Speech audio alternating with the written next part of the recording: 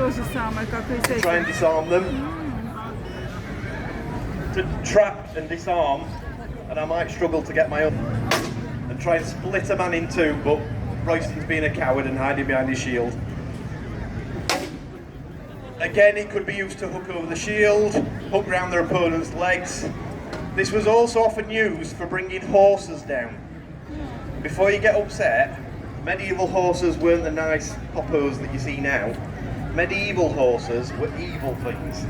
They were beasts. They were trained to kick, stamp on or bite anybody who wasn't theirs. And there were many stable boys lost fingers just trying to feed the horses. A lot of the horses lost their teeth. Where's my spiky ball gone?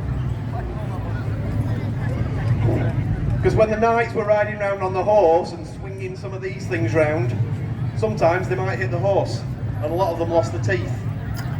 They were also trained to run slightly sideways, because when the knight lowered the lance, they didn't want the horse's head in the way. So the horses were trained to run at a slight angle so the knight could rest the lance over the shoulder. And in battle, and they were trained to stamp, as I say, and they were trained with treats, so anything that wasn't their knight, they'd try and have a good stamp on. So in the battlefield, if a rider got unhorsed, the horse would see bodies on the floor and think, sugar lumps, and start stamping on people. They were horrible things. So the knights and the foot soldiers just wanted to bring them down and try and get to the knight on top. We've almost run out, so just one more left. And this is the glaive. So as a knight, I would be given land by the king. Depending on the size of that land, when I went to battle for the king, I would have to bring soldiers with me. And the bigger the land, the more soldiers. But I didn't necessarily want to take my best fighters. I want them to defend my castle while I'm not there. So I would often take peasants and labourers to fight in my army for me.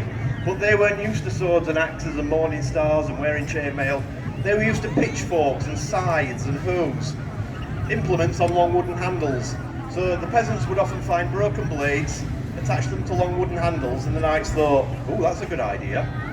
So with the hands towards the end of the shaft, to be other end, it becomes a very long range. It's effectively a two-hander, and we can have a lot of power and a lot of reach. Couched under the arm, it's effectively a knight's portable lance. So the knight could use it as a lance on odd occasion. And with both hands in the middle, it is an incredibly well balanced and very quick, I was going to say double-ended lightsaber then.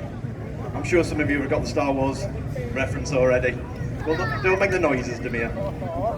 But that's the theory. It could be, you could attack and defend with both ends of the weapon incredibly quickly. And